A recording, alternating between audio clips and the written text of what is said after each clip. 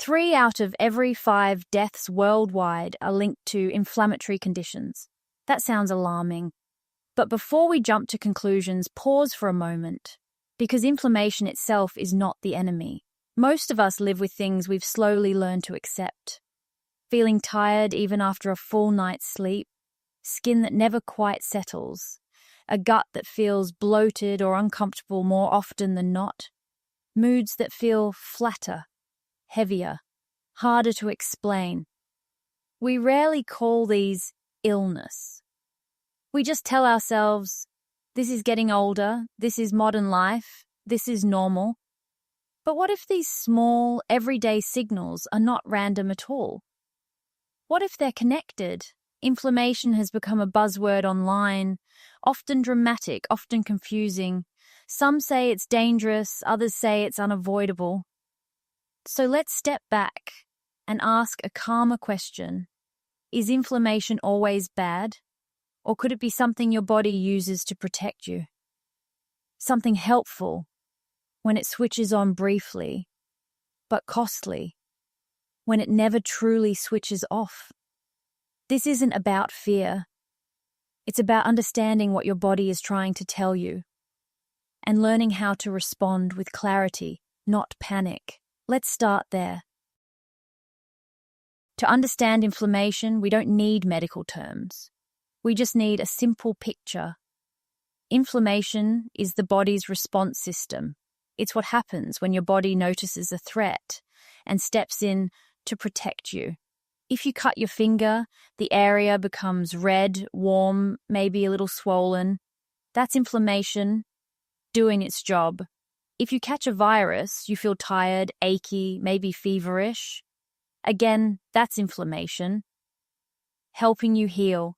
In these moments, inflammation is helpful. It switches on, does its work, then switches off. That's how the body was designed.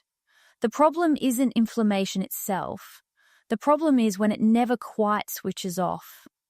Not loudly, not dramatically, just quietly ticking away in the background.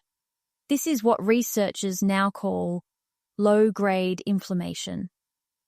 But you don't need to remember that phrase. All it really means is this. Your body is staying in alert mode even when there's no real emergency. And when that happens, the cost isn't immediate. It builds slowly. Energy dips. Recovery takes longer. Small discomforts become constant companions. This doesn't mean your body is failing you. It means it's working too hard for too long. Think of it like leaving the lights on all night, every night. Nothing breaks straight away. But over time, the system wears down. So when we talk about inflammation here, we're not talking about something to fear or fight. Chronic inflammation doesn't announce itself. It doesn't arrive with sharp pain or urgent warnings. It doesn't send you straight to hospital. Instead, it settles in quietly. And over time, we adjust our lives around it. You feel tired more often, but you push through. You wake up already low on energy, yet tell yourself it's just age or stress. Your digestion feels unpredictable. Bloating, discomfort, sensitivity to foods you once tolerated. So you change what you eat, not asking why. Your skin flares now and then. Your joints feel stiff in the morning. Your mood feels flatter, heavier, less resilient. None of these feels serious enough on its own. So we normalize them. We say things like, everyone feels like this. This is just how my body is now. It's nothing. I can manage. And you probably can manage. That's the problem. Because managing is not the same as thriving. Low-grade inflammation works in the background. It's not intense, but it's persistent. Like a low hum you only notice when the room finally goes quiet. Over time, this constant alert state asks your body to spend energy it never quite gets back. Healing slows. Recovery takes longer. Small stresses feel bigger than they used to. This doesn't mean something is wrong with you. It means your body has been adapting. doing its best, without enough support to fully reset. Many people don't realize this is happening until they look back and think, when did feeling okay replace feeling well? That's why chronic inflammation is often missed. Not because it's invisible, but because it's become familiar. Here, we're not labeling symptoms, we're simply noticing patterns. Because once you notice them, you don't need panic or drastic action. You just need a calmer way to help your body stand down, one small signal at a time. And that starts with understanding where these signals are coming from. This is where many people feel genuinely surprised. When researchers began looking closely at inflammation, they didn't just find links to a handful of illnesses. They found connections to more than 130 different health conditions, not only autoimmune diseases, not only allergies or infections, but conditions that seem, on the surface, completely unrelated. Metabolic issues, like weight gain, blood sugar imbalance, difficulty losing fat, hormonal changes, including thyroid problems, menstrual changes, menopausal symptoms, mood concerns, low mood, anxiety, reduced resilience to stress, cognitive changes, brain fog, slower thinking, reduced mental clarity. At first glance, these don't look like they belong in the same conversation. Different organs, different specialists, different labels. Yet again and again, inflammation appears quietly in the background, not as the headline diagnosis, but as the common thread. This doesn't mean inflammation is the only cause. Human health is never that simple, but it does mean many modern health problems may share a similar starting point, even if they show up in different ways. Our healthcare systems, by necessity, focus on parts. One doctor looks at hormones, another looks at digestion, another looks at mood or cognition. Each does important work, but the body doesn't live in separate compartments. It functions as one connected system. So it's possible to treat several symptoms well and still miss the underlying pattern that links them together. That's why this information can feel eye-opening rather than frightening. It suggests that feeling unwell in multiple subtle ways isn't a personal failure.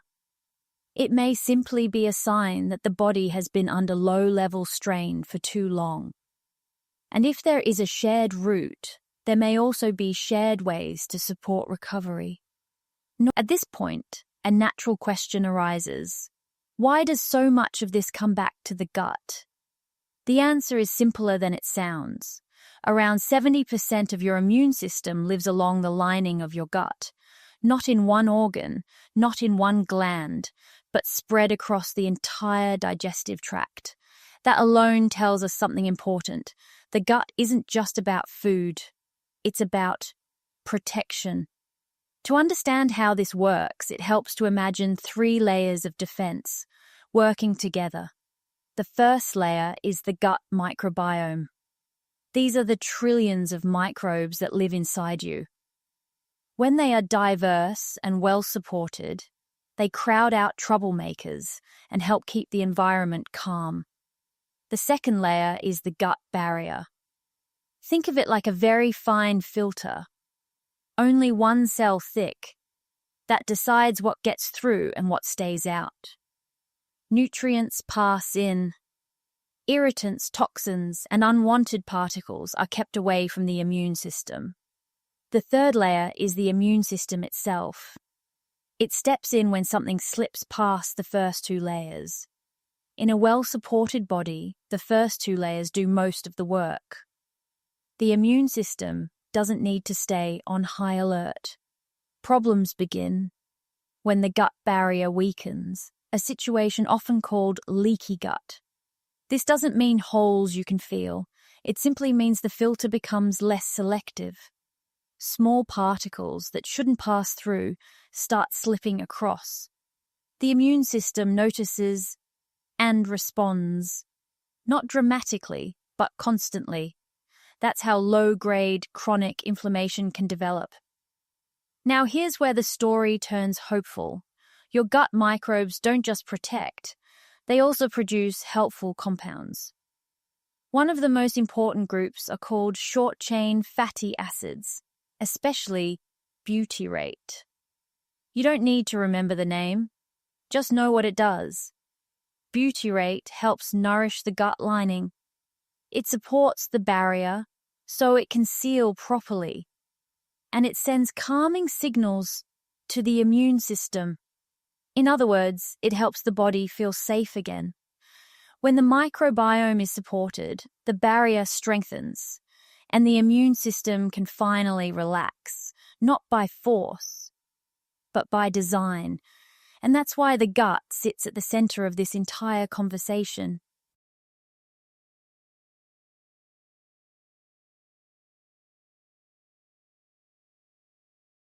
Once we understand what's happening inside the body, the next question is a practical one.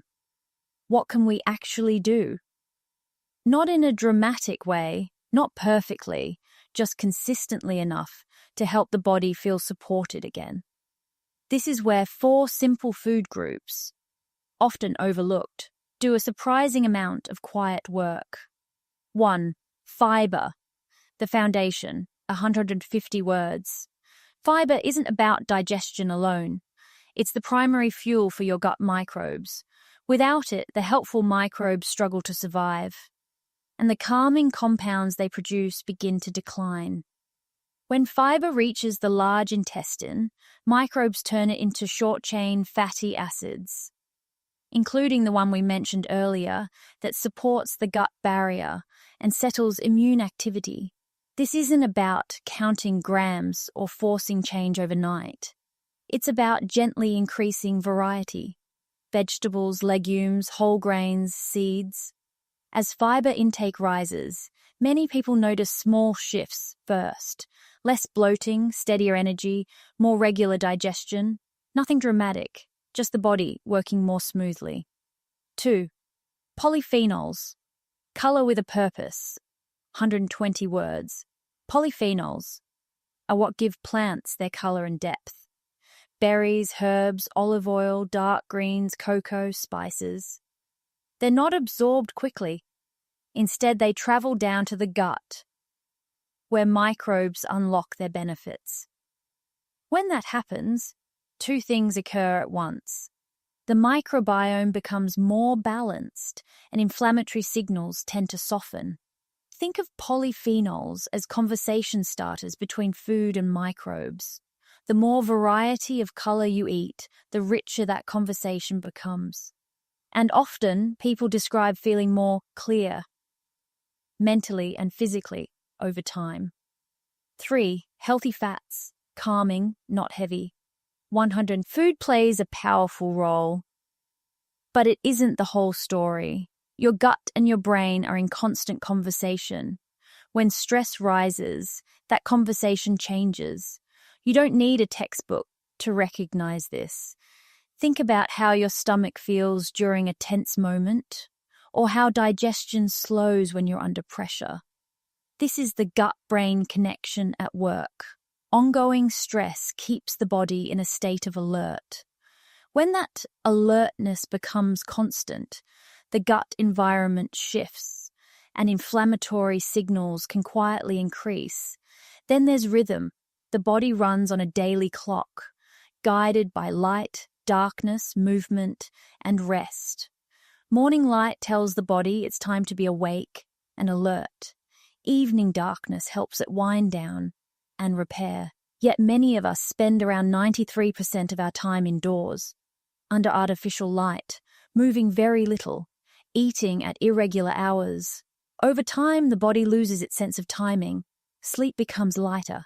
Energy dips earlier. Recovery slows. This isn't about doing everything right. It's about giving the body clearer signals. Stepping outside in the morning, keeping meals roughly consistent, creating a gentle boundary between day and night. Small adjustments, not lifestyle overhauls. Because when the body can trust its rhythm again, it doesn't need to stay on edge. And that sense of safety supports everything we've talked about so far.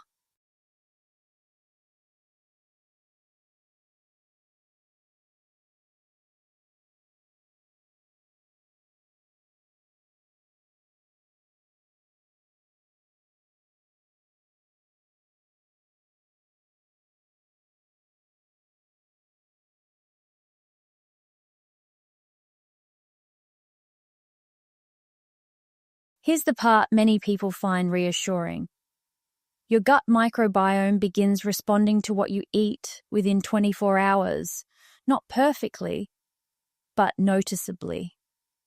And the lining of the gut is one of the fastest renewing tissues in the body. Within 3 to 5 days, it begins rebuilding itself. That means change doesn't require years of waiting.